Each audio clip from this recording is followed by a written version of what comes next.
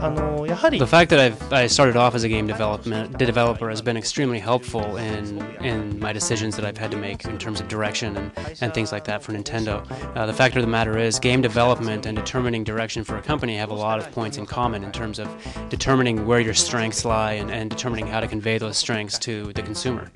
Well, the fact that the industry is in a state right now where you have to have these huge development teams and these huge marketing budgets and licenses and things like that in order for a game to succeed is making it very difficult for basically the realm of ideas to continue to exist. It's very difficult for the small idea to succeed, and I think that's one thing that we've done with Nintendo is we've really tried to encourage people to continue to come up with those ideas, and the success of brain training has resulted in seeing a lot more of these interesting ideas coming out.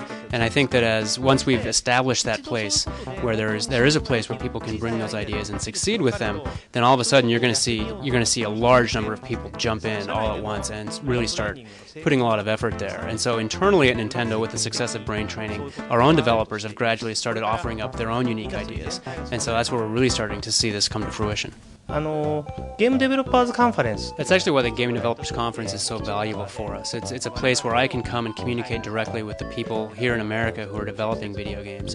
And in fact, we're going to be announcing at E3 some games that are being developed by people that we met with at the GDC last year that are for Nintendo Revolution. And so really this is kind of the opportunity for us to have that face-to-face contact, get to know the developers and really get that message out.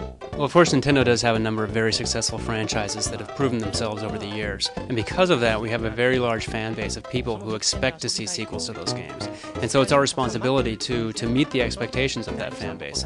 But in doing so, the one thing that we absolutely focus on with every single one of those sequels is finding ways to innovate within that franchise, within that game, and bring new experiences to the people that have experienced that franchise before and to people who've never experienced it before.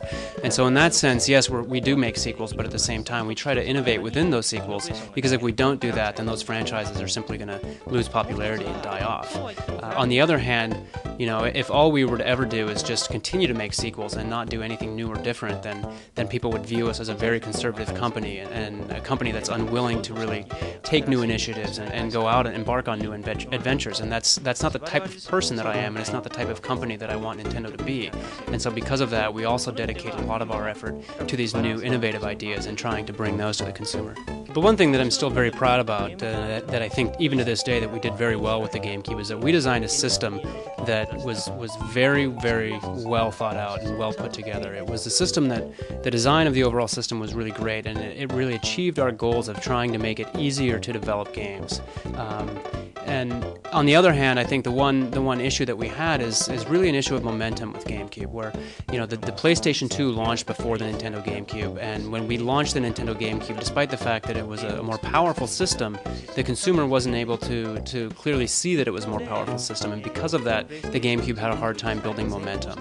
And so, in that sense, that would be the one regret I have about the Nintendo GameCube, and the other regret I would have is that despite the fact that we had a lot of very, very fun titles that we released for Nintendo GameCube, not very many people got to experience them, and that's why I'm hoping that with Nintendo Revolution, number one, I think we're going to be able to build that momentum, and number two, I'm hoping that when we do, people who didn't play games on Nintendo GameCube will, through the backwards compatibility of the Nintendo Revolution, go back and try out some of that unique and innovative software that we'd released on the Nintendo GameCube. People are going to step back and be truly amazed, I think, at not only the types of things that we're doing, but also at the fact that we've really put together a system that goes beyond the classic video game system. It's more an interactive entertainment for the entire family, everyone in the household. Up until now, we've seen when there's a video game console in the home, there's people who play the video game console, but then there's a distinct wall, and there's people in the house who don't play video games whatsoever.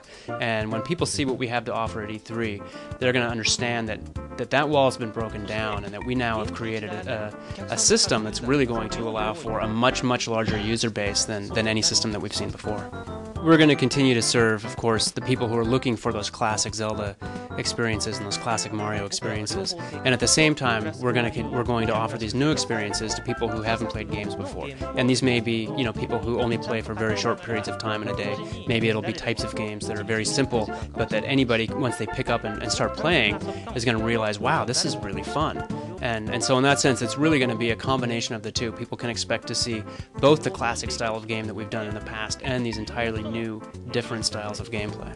Well, yes, of course, when we're making a new Mario game, our number one objective is to make it better and more fun than the last one.